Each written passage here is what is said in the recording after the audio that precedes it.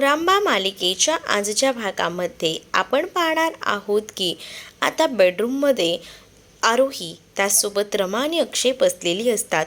त्याच वेळेला आरोहीला आज खूप छान वाटलेलं होतं, कारण आजचा दिवस तिच्यासाठी खूप जास्त महत्त्वाचा होता. जसं की आज लक्ष्मीपूजन होतं आणि ते पूजन देखील एकदम व्यवस्थितरित्या झालेलं होतं आणि त्यामुळेच ना आता ती खूपच जास्त खुश देखील असते. आणि जेव्हा या सगळ्या गोष्टी ती बोलत असते ना, तेव्हा मात्र आता खूपच जास्त आनंद इकडे आरोहीला झालेला आहे, तो तिच्या चेहऱ्यावर ना स्पष्टपणे दिसत असतो. तर आपल्याकडे अजून कोणकोणते सण असतात आई, मला सांग ना, असं देखील ती विचारते. त्याच वेळेला आपल्या इकडचे सगळ्या सणांबद्दलची माहिती ती सांगू लागते. म्हणजेच आता पाडवा आहे, पाडवा झाला की त्यानंतर आपल्याला भाऊबीजसुद्धा आहे. पाडव्याला नेमकं काय करतात म्हणजे सांग ना आई, असा देखील प्रश्न आता इकडे पडलेला असतो, तो म्हणजे आरोहीला. आरोहीला आता बलिप्रतिपदा या दिवसाचं महत्त्व समजून सांगत रमा तिला त्या दिवशीचं काय नेमकं करतात हे सुद्धा सांगत असते. म्हणजेच काय, तर त्या दिवशी जे आहे ते आपल्याकडे बायकोला नवऱ्याने ओवाळायचं असतं, म्हणजेच औक्षण करायचं असतं. आणि त्याच वेळेला असं बोलून आता मध्येच रमा थांबते. त्यावर मात्र अक्षयही रमाकडे पाहत असतो, कारण रमाने ते वाक्य पूर्ण केलेलं नसतं. मग आरोही विचारते की आई सांग ना, नवरा काय, सांग ना नवरा काय, तू अर्धवट का बोललीस, बोल ना पुढचं, असं देखील आता म्हटलं जात असतं. पण दुसरीकडे मात्र आता अक्षय हा खूप जास्त चिडलेला असतो आणि तो आरोहीला म्हणत असतो की आरोही आता पुरे चल झोप. आणि त्यानंतर त्याचं लक्ष जातं, तो बाहेर येतो आणि तो इथे येऊन पाहतो तर काय, इकडे मात्र आता इरावती घर सोडून चाललेली असते. तर मालविका तिला थांबवत असते. अक्षय तिथे येतो आणि इरावतीला विचारतो की काय आत्या, कुठे चाललीस तू. त्यावर इरावती म्हणते की मला आता या घरात नाही थांबायचं आहे, मी घर सोडून चाललेली आहे. त्यावर इरावतीला अक्षय थांबवतो आणि म्हणतो की पण का, कशासाठी, असं करू नकोस, का जातेस तू घर सोडून. मग आता इरावती पुन्हा एकदा ब्लॅकमेलिंग करायला सुरू करते. म्हणजेच काय, तर तुलाही चांगलंच माहिती आहे या घरात मला आता नाही राहायचं, कारण या घरात जर मी राहिले तर तेच तेच पुन्हा पुन्हा होतंय. रमा बघितलंच ना, हे घर सोडून जायलाही तयार नाही आहे. मग का म्हणून आपण हे सगळं काही ऐकायचं, मला नाही ऐकायचे. ती जर तिच्या मर्जीने वागते आणि आपणही तिचं ऐकतोय, पण सॉरी, मला तिचं ऐकून घेता येणार नाही. लक्ष्मीपूजनसुद्धा तिच्या बरोबरीने तिच्यासोबत करायची गरज नव्हतीच, तरीसुद्धा केलं ना. पण आता मला नाही थांबायचं या घरात, हे सगळं नाही बघवते. कारण तुम्हा लोकांना आवडत असेल तिच्या तालावर नाचायला, पण मला या सगळ्या गोष्टी नाही आवडत. आणि म्हणूनच मी अमेरिकेला जाते, थोडं चेंज म्हणून, मलाही थोडं बरं वाटेल, असं देखील आता इरावती बोलत असते. इरावतीची चाललेली नाटकं असतात.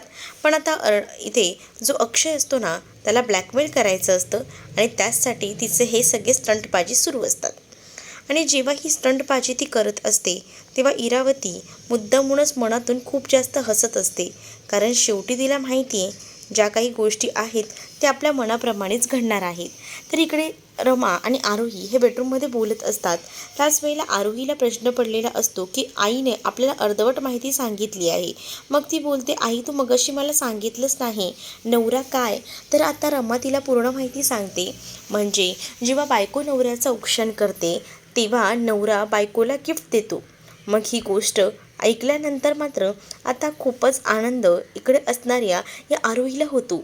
आरोही म्हणत असते की आई मग बाबा तुला काय गिफ्ट देतील गं. म्हणजे बाबांनी तुझ्यासाठी साडी, ड्रेस का जीन्स पॅन्ट का टी शर्ट हे घेतलं असेल. नाही नाही, जीन्स आणि टी शर्ट नको, साडी घेतली असेल तर बरं असेल. तर इकडे मात्र आता रमा विचार करत असते, मागच्या 2 वर्ष यांनी मला रिंग गिफ्ट केली आहे, पण यावर्षी रिंग गिफ्ट करतील का, नाही, पण यांच्याकडे पैसा नाही ना यावर्षी, असा विचार देखील तिच्या डोक्यामध्ये येत असतो. इकडे मात्र आता इरावती घर सोडून जाणार असते, पण तिला अक्षय थांबवतो आणि अक्षय तिला कुठेही जाऊ देत नाही. अक्षयला ती म्हणत असते की तुला जर वाटत असेल की मी या घरात राहावं तर तुला माझं वचन ऐकावं लागणार आहे. मलाही तू एक वचन दे तरच मी ऐकेन, असं देखील आता म्हटलं जातं. काय वचन हवं आहे इरावती आत्या, सांग ना. सगळं काही तुझं मी ऐकायला तयार आहे, पण प्लीज गं, घर सोडून जाऊ नकोस. तू गेलीस तर मी काय करणार, असं देखील आता अक्षय बोलत असतो. त्यावर आता उद्या जाऊन ज्वेलरी शॉपमधनं 2 रिंग्स घेऊन यायच्या. कोणासाठी 2 रिंग्स, काय बोलतेस तू हे सगळं? मी आपल्याच बोलते, म्हणजेच तुझं आणि मालविकाचा आपण उद्या साखरपुडा करायचा आणि त्याचसाठी तो रिंग घेऊन यायच्या. पण आत्या एवढं सगळं घाईघाईत करायची काही गरज आहे का? मग आत्या म्हणत असते की नाही, मग जाऊ दे, मी जाते हे घर सोडून, कारण तसंही तुला जर माझ्या बोलण्याला किंमत द्यायची नसेल तर मीही काहीच करू शकत नाही. मग आता अक्षयला नाईलाजास्तव वचन तर द्यावं लागतं आणि अक्षय आता म्हणत असतो की ठीक आहे, पण नको तू स्वतःला त्रास करून घेऊ आणि कुठेही जाऊ नकोस, कारण मला आत्या तू खूप जास्त इम्पॉर्टंट आहेस, असं देखील म्हटलं जात असतं. मालविकाला मात्र जे काही चाललंय त्याचा खूप जास्त आनंद होत असतो, कारण ती मनातून खूपच खुश असते आणि ती विचार करत असते की चला, फायनली आपण जे ठरवलं होतं ते तर आता शक्य होतच आहे आणि त्यामुळेच ना आता ती खूपच जास्त खुश असते.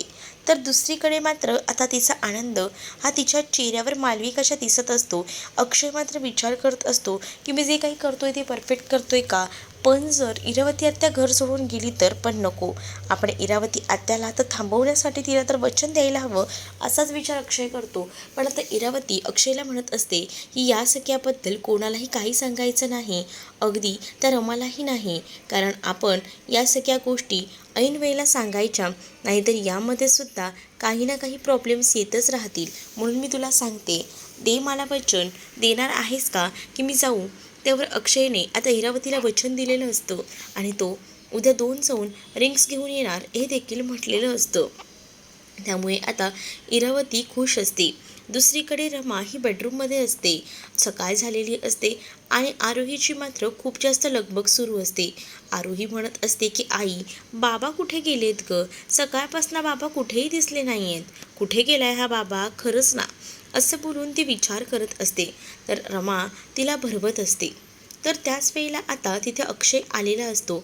अक्षय खरं तर त्या रिंग्स आणण्यासाठी म्हणून गेलेला असतो आणि जेव्हा अक्षय रिंग आणायला जातो तेव्हा त्याने घरात कोणालाही सांगितलेलं नसतं. तर इकडे आरोही त्याला आलेला विचारते की बाबा, तुम्ही कुठे गेला होतात? मी सगळीकडे तुम्हाला शोधत होते पण तुम्ही सापडलात नाही. तर अक्षय म्हणतो की बाळा, माझं काम होतं ना, त्याचसाठी मी जरा बाहेर गेलो होतो. बोल ना, काय झालं आहे बाळा, असं देखील आता अक्षय आरोहीला विचारतो. आरोही म्हणते की काहीच नाही. रमा मात्र आता शांत असते. तर दुसरीकडे मात्र आरोही मुद्दामूनच अक्षयला विचारत असते की बाबा, खरं खरं सांगा, तुम्ही आईसाठी गिफ्ट घ्यायला गेला होतात ना? सांगा ना, सांगा ना, आईला गिफ्ट आणलंय ना तुम्ही? असं देखील आता मुद्दामूनच आरोही विचारू लागते. मग आता या सगळ्या गोष्टी अक्षयला कळतात. तर अक्षय थोडा वेगवेगळाच विचार करत असतो, कारण त्याने आज इकडे वचन देऊन बसलेला असतो की त्याला आता त्या मालविकासोबत साखरपुडा करायचा आहे. पण आता त्यामुळेच त्याला कळत नसतं की आता ह्या लोकांना काय उत्तर द्यायचं, काय करायचं, म्हणूनच तो आता शांत असतो. पण दुसरीकडे मात्र आता ज्या काही घटना घडत असतात ना, त्यामुळे तो थोडा डिस्टर्ब देखील असतो. तर दुसरीकडे आता तिच्या हातामध्ये आता भेटलेली असते ती म्हणजे रिंग. खरं तर त्या कपाटामध्ये जी रिंग ठेवलेली असते ना, ती रिंग खरं तर हातात घेतलेली असते ती म्हणजे रमानेच. आणि रमाने जेव्हा ती रिंग हातात घेतलेली असते तेव्हा मात्र आता आरोही म्हणत असते की आई, हे बाबांनीच तुझ्यासाठी आणलेलं आहे बघ, मी तुला म्हणते ना, हा फक्त मान तुझाच आहे, असं देखील आता म्हटलं जातं. आणि जेव्हा या सगळ्या गोष्टी ती बोलते तेव्हा मात्र आता इकडे ती रिंग बघून ती खूप जास्त खुश झालेली असते, कारण तिच्या लक्षात येतं की ही रिंग आपल्यासाठीच आणलेली असणार आहे. मग त्यानंतर आरोही जबरदस्ती ती रिंग तिच्या बोटामध्ये घालते आणि म्हणत असते की आई, बघ ना, किती छान दिसते ना तुझ्या बोटामध्ये ही रिंग, आपण आहे ना अशीच ही रिंग इथेच ठेवूया हां. पण रमा म्हणत असते की बाळा, ही बाबांनी आपल्यासाठी आणलेली आहे की नाही हे माहीत नाही, उगाच कशाला ठेवून घ्यायची आहे, नको ग, मला नको वाटतं हे. पण आरोही फोर्स करत असते. आरोही नाईलाजास्तव रमाच्या बोटामध्ये अंगठी घालते आणि जेव्हा रमाच्या बोटामध्ये ती अंगठी घालते ना, तेव्हा अक्षय हा बाहेरच असतो आणि अक्षय बाहेर असताना त्याचं लक्ष असतं मोबाईलमध्ये, त्याचं बाकी लक्ष कुठेही लागत नसतं. तर तेवढ्यातच आरोही तिथं गेलेली असते आणि आरोहीने मोबाईलमध्ये पाहिलेलं असतं की अक्षय ना फोटो पाहत असतो ते सुद्धा त्या रिंगचा, म्हणजे आईसाठी बाबा रिंग घेणार आहे हे आरोहीला कळलेलं असतं. म्हणून आरोहीला असंच वाटतं की ही रिंग जी आहे ती बाबांनी आपल्या आईसाठीच घेतलेली असणार आहे. म्हणूनच आता खूप जास्त आनंद आरोहीला होतो आणि याबद्दल आरोही आतमध्ये जाऊन रमाला असंच सांगते की ही रिंग बाबांनीच तुझ्यासाठी घेतली आहे. मी स्वतःच्या डोळ्यांनी पाहिलं आहे, बाबाने हे तुझ्यासाठी घेतली आहे ते. आणि हे सगळं ऐकल्यानंतर मात्र खूप मोठा धक्का जो काही आहे तो खरं तर आता बसलेला असतो इथे असणाऱ्या ह्या रमाला. रमा विचार करते, खरंच का या सगळ्या गोष्टी अशाच असतील का, की माझा काहीसा गैरसमज होतोय. काय करावं आणि काय नाही हे काही झालं तरी तिला कळत नसतं. पण तिच्या पोटात आता ती रिंग चांगलीच अडकून गेलेली असते. ती रिंग ती सोडवायचा प्रयत्नही करत असते, पण ती रिंग काही केल्या निघत नसते आणि त्यामुळेच आता बऱ्याच अडचणी येऊ लागतात. मग आता रिंग पुन्हा कशी काढायची हा प्रश्न तर असतोच ना. मग त्या रिंग काढण्यासाठी आपल्याला आता किचनमध्ये जावं लागेल. आरोही, मी तुला सांगत होते नको करूस हे सगळं, पण आरोही तू ऐकशील तर ना. तुला सांगितलं तरी तू ऐकत नाही आहेस बघ. ही आता रिंगही निघत नाही आहे. काय करू यार आता मी ह्या रिंगचं, असं देखील आता म्हटलं जात असतं. मग आता जी रिंग जी आहे ना ती आता काढण्याचा प्रयत्न ती करत असते, पण निघत नसते. आरोही रमाला सांगते की आई तुला सांगू का, खरं तर ना ती रिंग बहुधा तुझ्यासाठीच बनलेली असणार आहे. म्हणूनच बघ ना ती तुझ्या हातात ना निघतही नाही आहे. असं म्हटल्याबरोबर रमाला हसू येतं. तर आता रमा आणि त्याचसोबत आरोही पटकनच किचनमध्ये जातात आणि किचनमध्ये जाऊन आता हँडवॉश घेतात आणि साबण वगैरे लावून आता काढण्याचा प्रयत्न सुरू असतो. आणि जेव्हा या सगळ्या गोष्टी दोघीही जणी मिळून किचनमध्ये करत असतात तरीसुद्धा ती अंगठी काही तिच्या हातातनं निघत नसते. अंगठी निघत नसते म्हणूनच आता ही अंगठी कशी काढायची हा प्रश्न रमाला असतो. रमा आरोहीवर चिडते, तुला कळतंय का आरोही, ही जर रिंग बाबांनी माझ्यासाठी आणलेली नसेल तर. अगं नाही गाई, ही रिंग तुझ्यासाठीच बाबांनी आणलेली होती, मला कळतंय ना.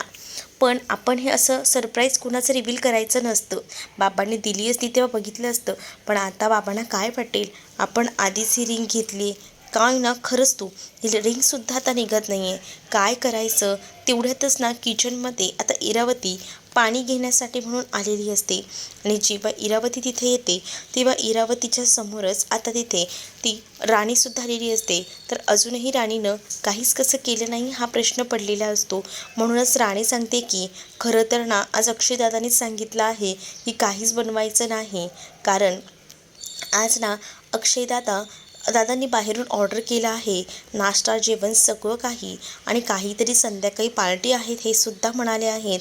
सरप्राईज असणार आहे, त्यामुळे मग बघूया काय सरप्राईज आहे ते.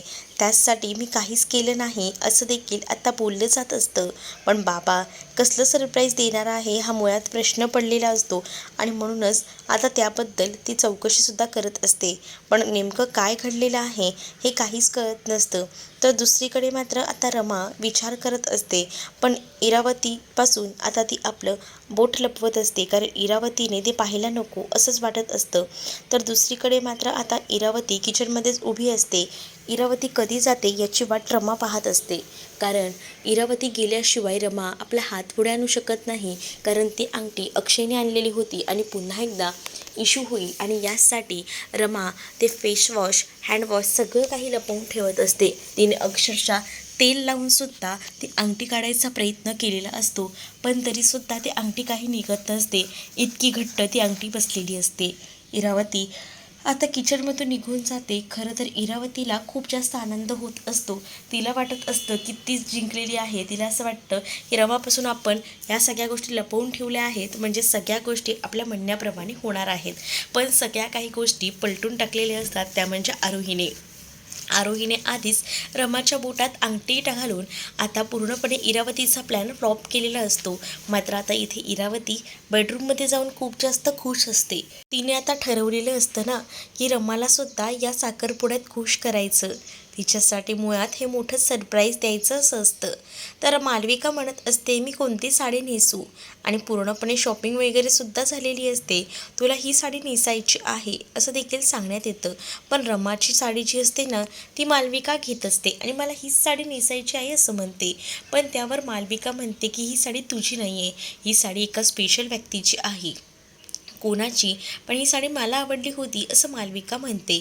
इरावती म्हणते की आपण अशी तुला दुसरी साडी घेऊया, पण ह्या साडीवर आता तुझा हक्क नाही. तेवढ्यातच अक्षय तिथे येतो. अक्षय तिथे आल्यावर इरावतीला विचारतो की काय झालं आहे, तू मला का बोलवलं अचानक आत्या, काही झालं आहे का? तर आता अक्षय म्हणतो हे सगळं ते इरावती सांगते की हो, ही घे, ही साडी घे. आणि ही साडी कोणाला, आणि तू माझ्याकडे का देतेस? ही साडी ना रमाला द्यायची आहे. आणि हा गजरासुद्धा, गजऱ्याचा मोगऱ्याचा जो गजरा असतो तो सुद्धा आता रमाला द्यायचा ठरलेला असतो. मग आता ही साडी, हा गजरा जेव्हा अक्षय हातात घेतो तेव्हा अक्षय म्हणतो, पण या सगळ्याची काय गरज आहे, कशाला तिच्यासाठी हे सगळं काही, नको का आत्या हे सगळ्या काही गोष्टी. पण आता इरावती हे सगळं मुद्दाम करत असते ना. पण इरावती ते आता चांगलं दाखवत असते आणि म्हणत असते की बघ, तुला तर माहिती आहे ना की काय चालू आहे ते, म्हणजे तुला सांगते बघ, काय आहे ना की आतापर्यंत रमाने आपल्यासाठी बऱ्याच गोष्टी केल्यात, मग आपण तर तिच्यासाठी एवढं तर करूच शकतो ना. एक आपल्या घरात साखरपुडा आहे, तर म्हणून आपल्याकडनं तिलाही भेटवस्तू आपण देऊया असं देखील आता मुद्दामूनच जी इरावती आहे ती अक्षयला सांगते. अक्षयला खरं तर हे सगळं करायला दडपण येत असतं.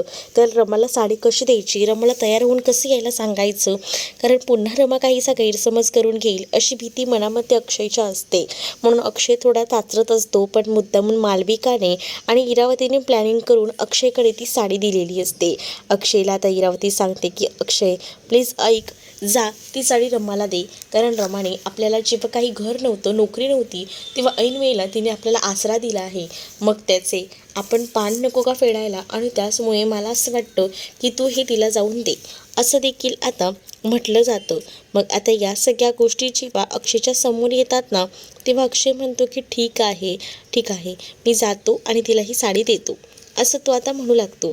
तर दुसरीकडे मात्र आता या सगळ्या गोष्टी इरावती आपल्या मनाप्रमाणे होत आहेत, यामुळे खूप जास्त खुश असते. इरावतीला वाटत असतं की चला फायनली आपल्या मनासारखं होतंय, म्हणजे आपण कोणालाही सांगितलं नाही आहे की घरात साखरपुडा आहे, पण आपण न सांगता सगळी तयारी केलेली आहे. ऐन वेळेला जे काही रिव्हील करायचं आहे ना, त्यामुळे रमाला तर धक्काच बसेल असा देखील आता या इरावतीनं विचार केलेला असतो. त्यामुळे इरावतीने आता रमासुद्धा छान तयार होऊन यायला हवी, यासाठी इरावतीने हे सगळं काही केलेलं असतं. तर दुसरीकडे मात्र या सगळ्या गोष्टी जेव्हा बघते ती, तेव्हा ती सुद्धा खुश असते. आणि त्यानंतर पुढे मात्र आता पाहायला मिळतं आरोही आणि त्याचसोबत रमा ह्या किचनमध्ये असतात. पण काही झालं तरी सुद्धा ते रिंग निघत नसते. इरावती म्हणत असते की बघितलंस का, आज खरी मजा येणार आहे सगळ्यांसमोर. जेव्हा इकडे अक्षय तुझ्या बोटात अंगठी घालेल ना, तेव्हाचा तो प्रसंग माझ्या डोळ्यासमोर येतोय, आणि मला आज काही झालं तरी हे करायचंच आहे, मी जिंकून दाखवणारच आहे असं काहीसं इरावतीचा सूड भावनेचा आवाज असतो. मालविकाला मात्र ती साडी हवी असते, पण ती साडी रमाला मिळाल्यामुळे तिचा मूड थोडा ऑफ असतो. पण तरीसुद्धा इरावती अक्षय तुझाच होणार आहे असं मालविकाला सांगून तिचा मूड ठीक करण्याचा प्रयत्न करत असते. तर पुढील भागामध्ये आपल्याला पाहायला मिळतं आता अचानकपणे एंगेजमेंटची घोषणा केल्यामुळे रमाला खूप जास्त मोठा धक्का बसतो. पण ती जी अक्षयने अंगठी आणलेली असते मालविकासाठी, ती अंगठी तर ऑलरेडी रमाच्या बोटामध्ये असते, आणि त्याच वेळेला अंगठी कुठे गायब झाली हा प्रश्न पडलेला असतो. तर ती अंगठी आईच्या बोटात आहे असं आरोही सांगू लागते. मग आता तिथे इरावती येते आणि रमाला जबरदस्ती करून ती अंगठी काढायचा प्रयत्न करत असते, पण रमाच्या बोटात ना ती अंगठी निघत नसते. सीमा म्हणत असते की जे ज्याच्या आयुष्यात असतं ना ते त्यालाच भेटतं, आणि म्हणूनच देवाच्याही मनात आहे की रमा ही अक्षयचीच बायको म्हणून राहावी, म्हणूनच तर तिच्या हातातली ती अंगठी निघत नाही असं देखील आता म्हटलं जात असतं. त्याबरोबर मात्र आता इरावतीची चिडचिड खूप होत असते. म्हणजे इरावतीला वाटत असतं की न सांगता आपण एंगेजमेंट करतोय, सगळं काही नीट होईल, पण सगळा प्लॅन तिचा फ्लॉप झालेला असतो. तर तुम्हाला हा भाग कसा वाटला हे नक्कीच मला कमेंटमध्ये सांगा, आणि अशाच नवनवीन भागांसाठी आपल्या चॅनलला सुद्धा सबस्क्राईब नक्कीच करा. चला तर मग भेटूया पुढच्या भागामध्ये. तोपर्यंत टाटा, बाय बाय.